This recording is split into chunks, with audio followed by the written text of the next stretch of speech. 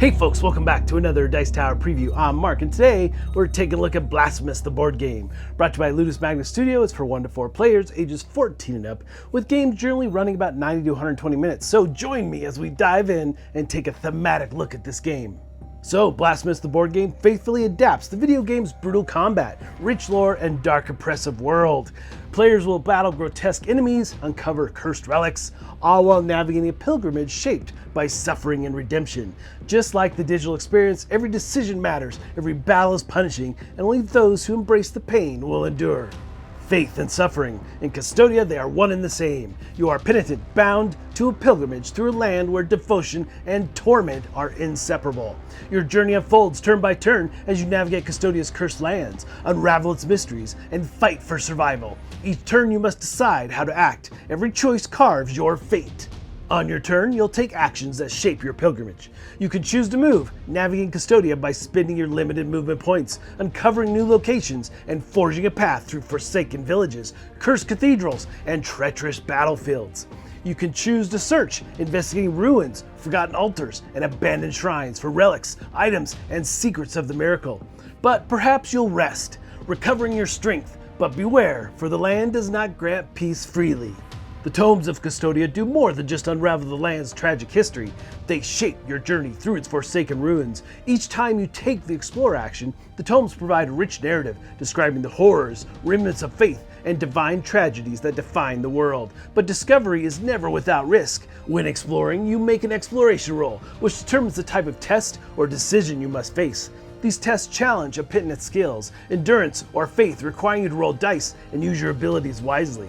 To tip fate in your favor, you add your own destiny value to these rolls, influencing the outcome. Success may yield relics, forgotten prayers, or paths forward, but failure can bring suffering, affliction, or even awaken the wrath of the miracle itself. The tomes ensure that no two pilgrimages are the same, shaping Cvstodia's unfolding story with every test, every roll, and every choice. Action does come at a cost, though. To engage in combat is to embrace suffering, to stand against the horrors that guard the way forward. Combat is tactical and dynamic, requiring you to roll custom weapon dice that determine attack success. These weapon dice can be upgraded, unlocking new symbols and abilities that allow for devastating attack chains, defensive counters, and special effects fueled by relics and prayers. Choosing the right upgrade can mean the difference between survival and oblivion. So will you attack aggressively, risking exhaustion, or do you hold back, waiting for the perfect moment to strike? And your enemies do not wait idly. Each foe has its own attack pattern, its own dark intentions. Enemies react to your actions, triggering attacks based on their own behavior cards and abilities. Some enemies strike immediately, while others grow stronger as the miracle's influence spreads. The longer the battle lasts, the more dangerous the encounter becomes. The miracle watches over all, shifting the battle, warping fate itself.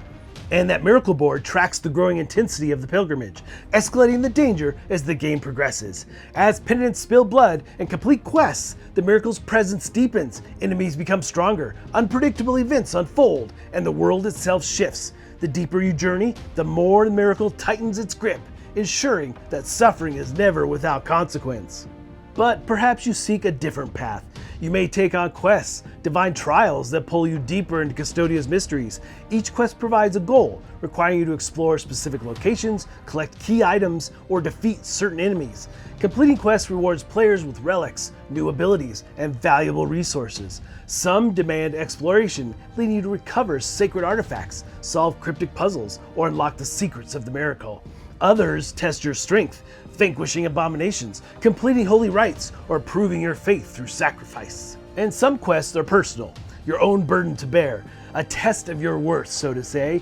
Others are public, pulling all penitents into a shared struggle. Will you claim the rewards for yourself, or will you share knowledge with your rivals? The choice is yours. Your pilgrimage is one of growth. As you push forward, you will gain powerful upgrades, prayer vestiges that allow you to call upon divine magic, bead vestiges that provide passive bonuses, and ability vestiges that improve your combat skills. These are not given freely. Relics must be earned through battle, exploration, and completing quests. The right combination can make you a force to be reckoned with, but the wrong choices may leave you unprepared for the trials ahead. With every turn, Cvstodia changes. The longer you remain, the more the miracle tightens its grip. The game's escalation system increases difficulty over time. Enemies grow stronger, new threats emerge, and the nemesis draws closer. More powerful enemies rise, the land twists, the burden grows even heavier. And then the final reckoning begins. The nemesis awakens, a divine horror, the embodiment of suffering and judgment. The final battle is a unique encounter, governed by a custom nemesis deck that dictates its attacks and abilities. The nemesis follows a pattern, but its behavior shifts as the battle progresses, forcing players to adapt. The arena is a test of endurance, a relentless trial where every penitent must fight. The nemesis shifts, changes, and adapts. It punishes weakness. It demands sacrifice. So you must work together, at least temporarily, if you hope to survive. But in the end, only one penitent can claim victory. The final blow determines who ascends, who is remembered, and who is left behind. That final blow is the ultimate moment of judgment. To land it is to prove your suffering was the greatest, to claim the title of saint. Those who fall will be forgotten, their pilgrimage reduced to dust, but one, only one, will rise, bathed in blood and absolution. When the bell tolls for the condemned, will you stand, bloodied and triumphant, or will the miracle claim you, as it has so many before? The path is set, the suffering is yours. Enter Cvstodia if you dare. Alright folks, just a reminder once again, this has been a Dice Tower paid preview, and everything you've seen here has been in prototype form, so keep a close eye on the campaign for any changes that still may occur. Now, with that said, again, this was a thematic look at the game, and it is a dark, heavy theme for sure, and I'm here for it. Definitely some interesting aspects, and I never played the video game until I had the board game, so I had to go check that out as well, which I have thoroughly enjoyed. But the board game is just beautiful. I mean, again, everything you'd expect from these miniatures are just fantastic, and this one with the bell is maybe one of my favorite of the bunch. Just so well done.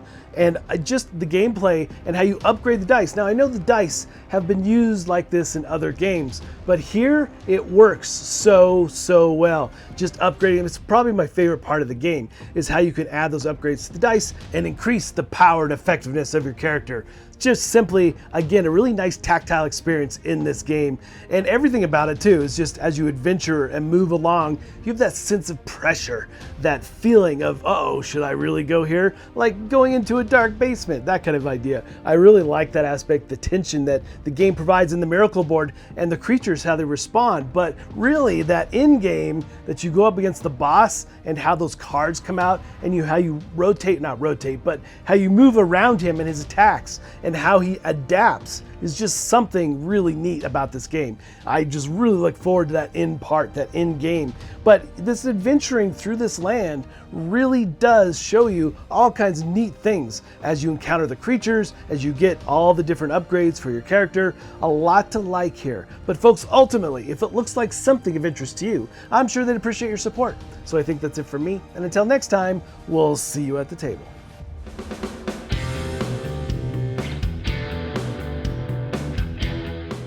Hey everybody, thanks for watching this video. If you like this review or whatever you just watched, wasn't it amazing? Check out our channel, Dice Tower. We have all kinds of things. We review games, we do top 10s, we play games live. It's all about board games, but especially the people who play them. Check out Dice Tower YouTube channel.